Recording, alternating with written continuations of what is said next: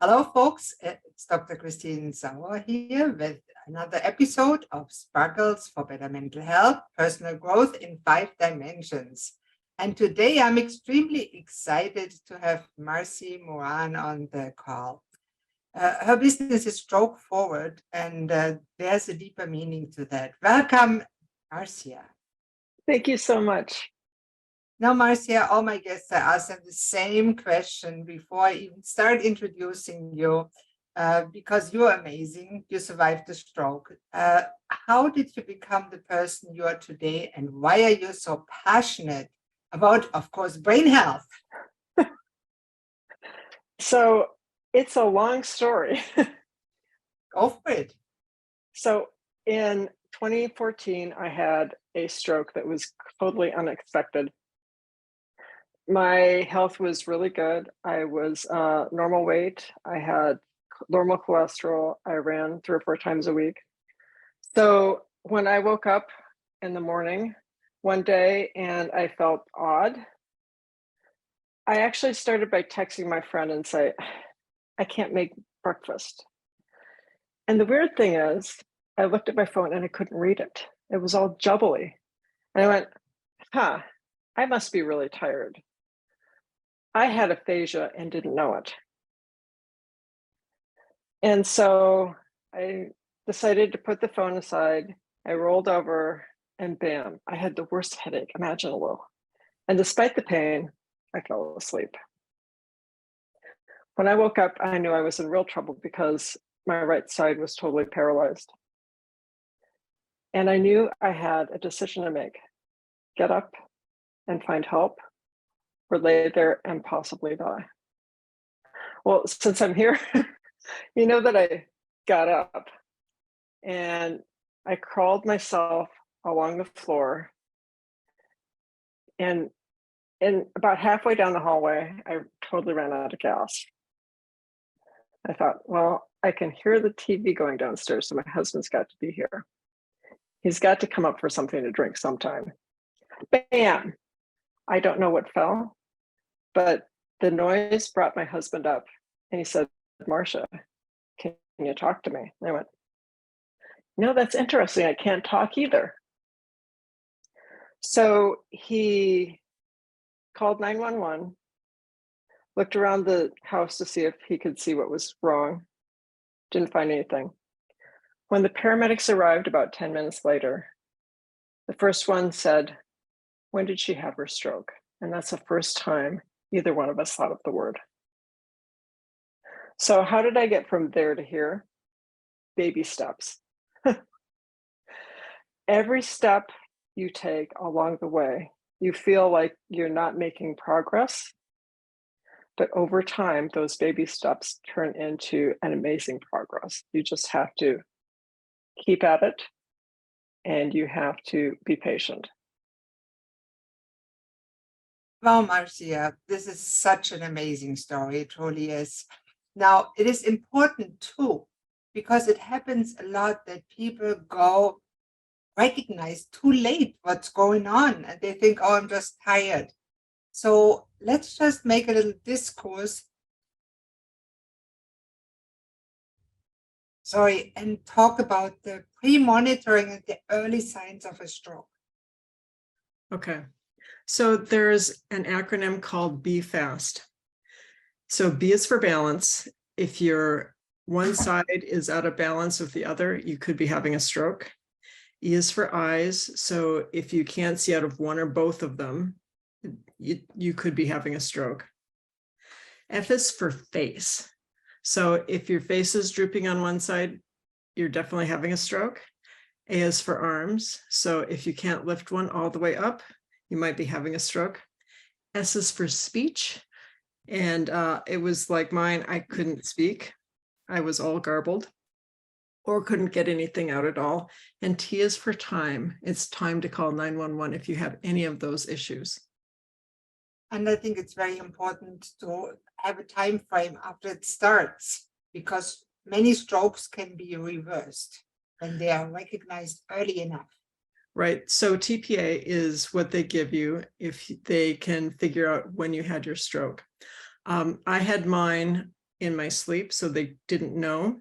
At the time of my stroke, they said it was 3.5 hours. So, and obviously I was way past 3.5 hours. Now there's different types of strokes. There's the more common in younger people, which is either blood clot or a hemorrhagic stroke when an aneurysm bursts. Right. So which one was yours? Mine was a hemorrhagic stroke, and it was 83% of people have that type. 17% have hemorrhagic. You mean blood clots? No, Hemorrhagic is when an aneurysm bursts and the brain fills with blood. right, and The that's other kind is an occlusion of an artery by a blood clot. And I think that is more common. That's what you meant, right? yes, that is what I meant. Yeah, I've seen both, and they are both devastating. And the one with the blood clot, that's the one that can be 100% reversed if recognized early enough. Yeah. So that is amazing. So for you, it was too late. What happened in the next time after the stroke, and how did your life progress from there? So I went to the hospital, and on the way, I lost consciousness. I woke up and there was a needle in my arm. I was wearing a lovely hospital gown. And my husband was by my side. And I really didn't remember much. So I know that that day, a PT came into my room and said she was going to take me for a walk. And she did take me for the walk. Without her, I couldn't have stood up. My right leg was moving, but not very much. And when we got back to the bed, all I could do was fall asleep. And that's really all I remember from that day. I was in the hospital for 5 days. And I remember when they took me up to the room that I had, the first thing that the nurse did was she took me to the bathroom and left my side to make the bed. And that was a mistake, because when you have a stroke patient, you always need to be by them, or else, like me, I might fall off the toilet. And It that sounds funny, but it wasn't funny at the time. Did you get No. injured? No, it wasn't funny, but that's when my husband understood that he had to watch out for me. He had to be my advocate, because if he wasn't my advocate, then nobody was. Right. The other thing that I found really interesting is that in the hospital, they gave me chicken for lunch. Now, I had dysphagia, which means I couldn't swallow. And they gave me chicken, which means that I couldn't swallow the chicken. So of course I choked. And that was another thing that told my husband he really needed to pay attention. He also understood that if he didn't pay attention, I could actually die. So really what you experienced was what happens a lot in hospitals, that through oversight, patients like yourself are given not just wrong medications, which is quite well known, but also given foods that they shouldn't have, or given not the assistance like you on the toilet that they had needed in the time. And a fully trained nurse should be aware that a stroke patient that has paralysis, which you did, could be in danger on the toilet. Yeah. So that was the extent of my hospital stay. Wow, 5 days. Okay, so what happened after that? You were left home. Could you look after yourself? Did you need support, help with dressing? So they sent me to I'm sorry. Oh, sorry, I'm just, it's my fault, but I'm pretty sure that somebody that didn't have a stroke wonders, she couldn't eat normally. What did she eat? How did she eat? So they actually sent me to a rehab hospital, and I was there for 2 weeks. 2 weeks. Mm-hmm. And in the rehab hospital, I had speech therapist, occupational therapist, and physical therapist. And they worked me every day. And by the time I left, I could eat enough. Like I was able to swallow sometime during that 2 weeks.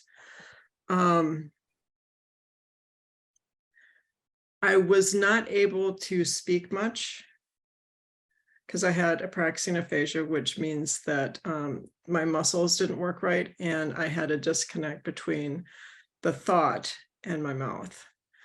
I had physical therapy, and I was very bad at it. And I had occupational therapy, and I was also very bad at that. So when I went home, I could go upstairs and live in the upstairs, but I really couldn't go downstairs in my house. They gave me home health care for 6 weeks. I had 2 weeks off, and then I had outpatient care for another 8 weeks. And then I was done. They said that was it. And it was not it. I'm pretty sure you still weren't the person you had been before.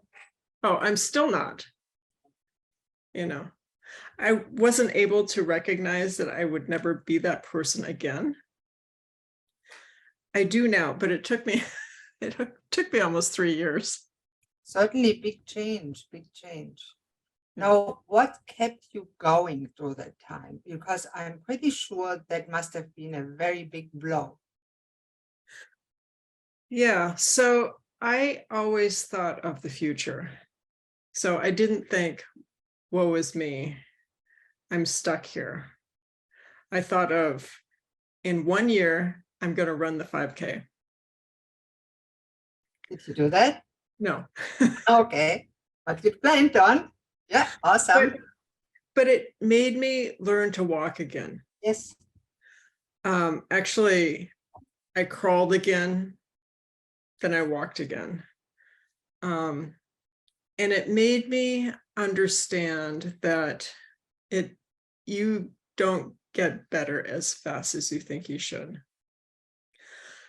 By the second year, I almost ran the 5K.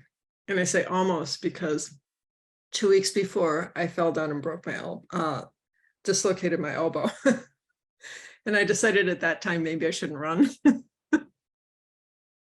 But you could run again. I could run again. Wow. That is an achievement. Yeah. And by the third year, I realized that I was a new person, but it took me that 3 years. So you were a new person. Mhm. In a good sense, in a bad sense. And how did it affect you mentally? Okay, so I think I was in denial of how I felt. Like I said, I always think about the future. And doing that, I probably felt that I was better off than I was.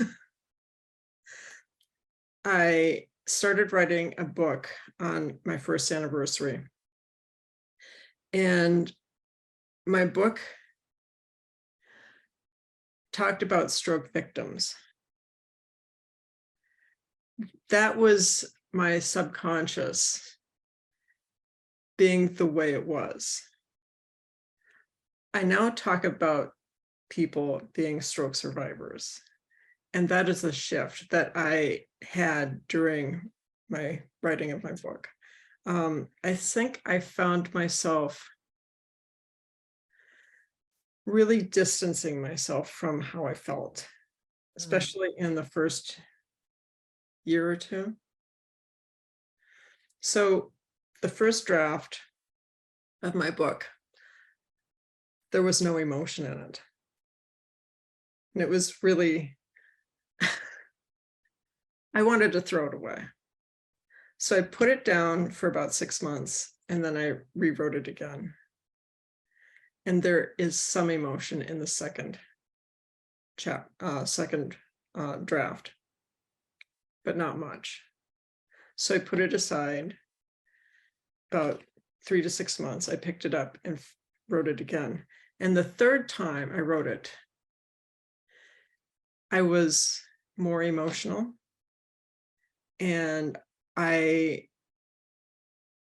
was ready to share it because it showed me as I truly was, which is scary. But it took that long. It took me 4.5 years to write it. So this is 5.5 years after my stroke. That's how long it took me to probably get through the emotional change from where I was to where I became. And so I was probably pretty angry, but I didn't admit it to myself. Does that make sense? Absolutely. And I mean, I know that before you were a very successful business consultant. Mm-hmm. So really a go-getter, highly qualified, and then this threw you flat on your belly or back or head, whatever you want to say. And this is a big thing to get over. And anger is an emotion that I love because for one main reason, it gives you the energy to get through whatever you need to go through. Yeah. And when you use it for that purpose, it is really a very helpful emotion. Yeah. So let me ask you, what is the one thing that you strove to get over? I think I strove to get over my aphasia. So I couldn't talk much when I was done with my speech therapists. And I remember one of them told me that I wouldn't speak normally again. So I would speak very slowly. And I'm going, I don't like that. So people say that if you have aphasia for more than 3 months, you will probably have it for life. And I think that is wrong. Thank you. I love that. Experts tend to be wrong. Buddha said that already. Don't believe anybody, not even what I say, unless it agrees with your intuition and your common sense. Yeah. So I had learned about neuroplasticity when I was leading people. And I knew that we have it. I didn't know how I would get it though, right? But I figured that there was something out there somewhere that I could tap into and I could work around the aphasia. It took a lot of different tries. So I started by going to career confidence, and I thought they could help me find a job. Well, no, they couldn't, because it had to do with talking, right? So I said, okay, fine. I'm going to go to a meetup group and I'll talk every week. Well, that didn't work either. Sometimes I could say something, sometimes I couldn't, sometimes I was in between. But at this meetup group, I met an older man who told me about something that he got from his chiropractor. And I went, oh, that sounds interesting. It's a laser device. And believe me, before my stroke, I would have said, that's not possible. You can put that away. That's foo-foo. Well, I went and saw him, and this guy with a laser device said, I don't know if I can help you because it's been almost 2 years, but we can try. And if you're not better within the first 3 to 5 sessions, you know that laser isn't the thing for you. And I went, fine. So he put me on the table, and when you're doing laser treatment, you had to do the cross crawl, which is you raise your right arm and left leg at the same time and let them down, and the left leg and right leg go up. I got better. The first day I was there, I could speak a little better. I'm going, woohoo, something that works. Well, I went home fell, dislocated my elbow, went into the hospital. And this is really interesting. When I was in the hospital, they gave me morphine so they could reset my arm. And when I was on morphine, I could speak perfectly. Wow. Woohoo! I was so excited.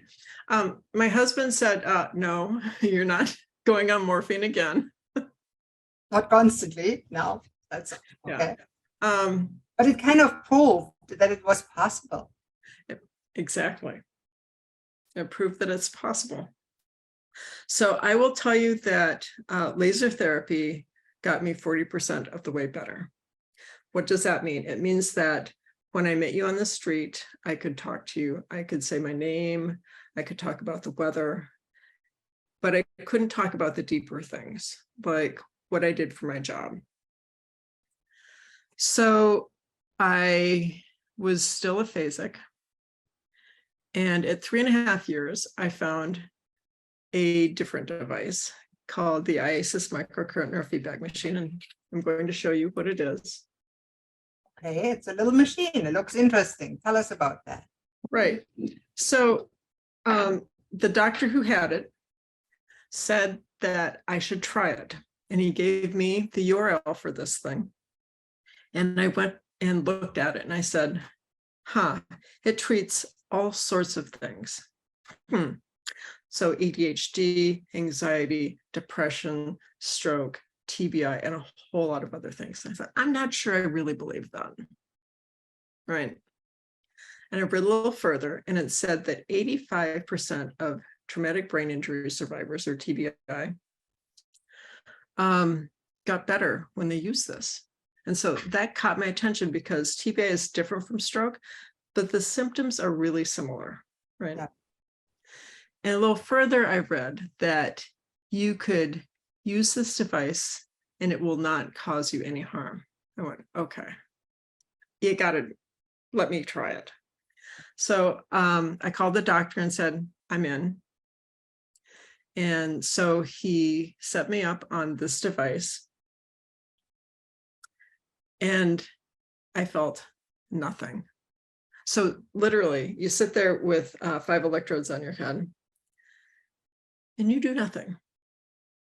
I'm going, is he kidding me? I could talk better. After 16 sessions, I talk like I do today. That is amazing. Are you still using that device?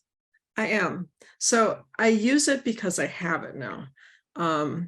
But before I had it, so I went back for a tune-up at 6 months, and then a year after that.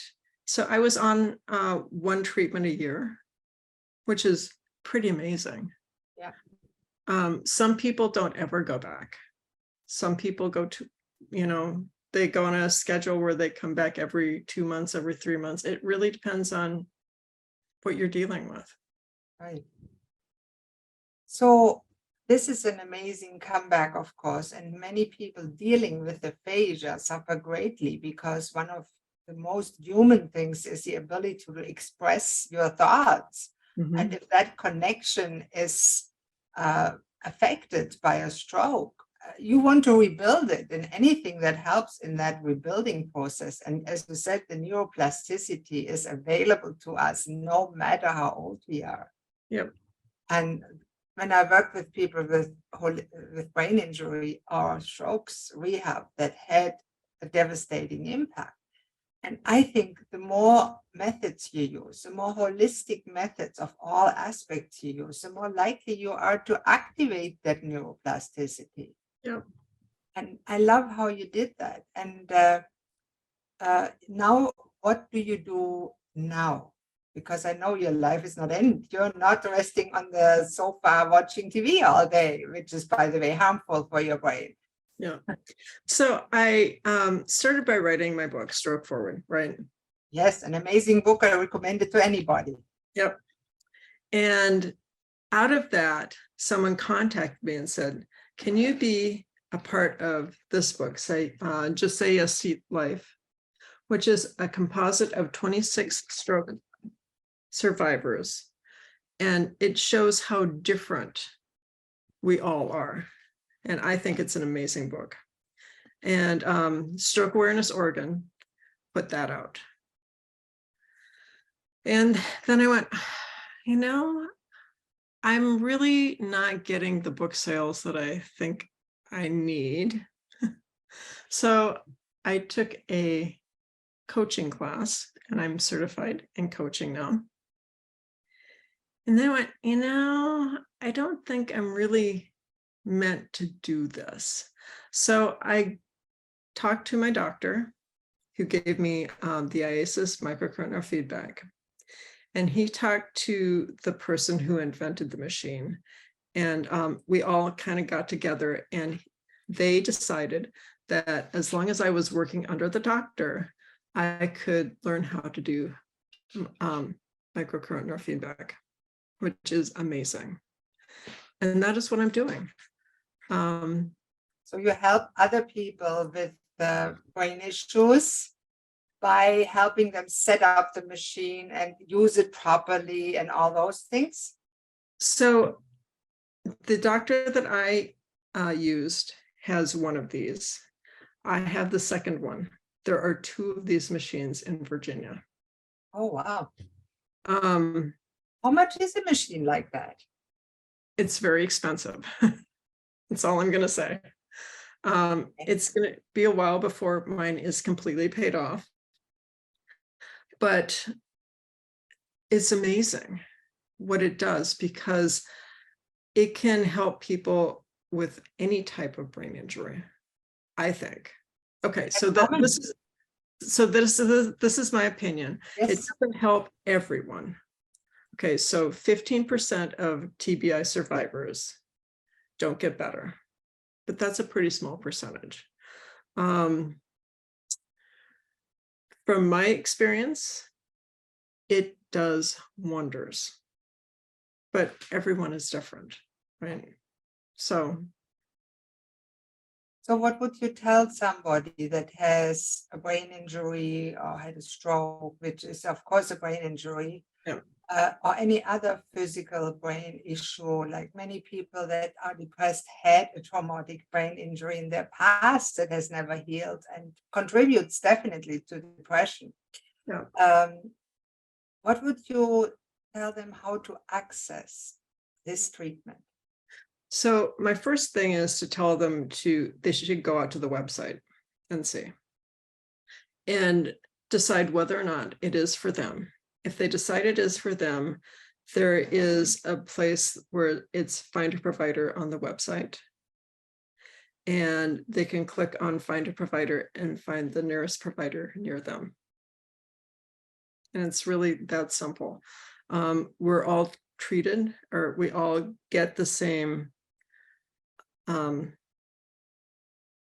We all go to California and get trained by the guy who invented this. Yeah. And that's very important to him, that we're all trained the same. So we all use the same protocols. Wonderful. Now, Marcia, you have a lot to offer for people that either suffered a stroke, are in danger of a stroke, suffered a traumatic brain injury. What can they do to contact you and maybe get some help in getting better? Because you have a lot of experience doing so, because you did it. Yeah. I always am a fan of talking to people that walked the walk. Yeah. Somebody that knows how it feels to get better and how hard it can be. And that is often very motivating when you see, and that's why I do the podcast, because I like to showcase people that have overcome those challenges and shown that it is not the end of your life, or not necessarily the end of your life when you have a stroke, for example. Yeah, it's not the end of your life. So they can contact me at Marcia at strokeforward.com. That's MARCIA at strokeforward.com. And I would say that's probably the easiest way to get in touch with me. Obviously, my website is strokeforward.com. If they want to see what the IASIS neurofeedback device is, they can go to microcurrentneurofeedback.com. And I'm going to say, call somebody, talk to somebody. You aren't alone, really. I think that is an amazing message. Now, let's say in the last part, I always let my guests share in one sentence the most important message that they want to convey in that podcast and message, what they learned from their experience, from getting over that ordeal. What would that be for you? What do you want to tell the whole world? Caregivers are the most important thing in your life. And when I had my stroke, my sense of purpose was really wrong. My caregiver had come last. Now he always comes first. If you're not taking care of the people around you, you're maybe focusing on the wrong things. Wow, that is beautiful. Well, Marcia, thank you so much for being on this show. It was a pleasure to see you again. Thank you. And I hope you manage to heal your brain even further and excel to new heights, because you're not at the end of your days. And as I always say, there's many sparkles left. Thank you so much. That's the end of this episode. Make sure to subscribe to the next episode. And if you want to, there will be a little magic video at the end. And enjoy. Bye-bye. When you combine modern science, ancient wisdom, nature experience, and love, magic happens. I'm Dr. Christine Sauer, physician, naturopath, coach, human.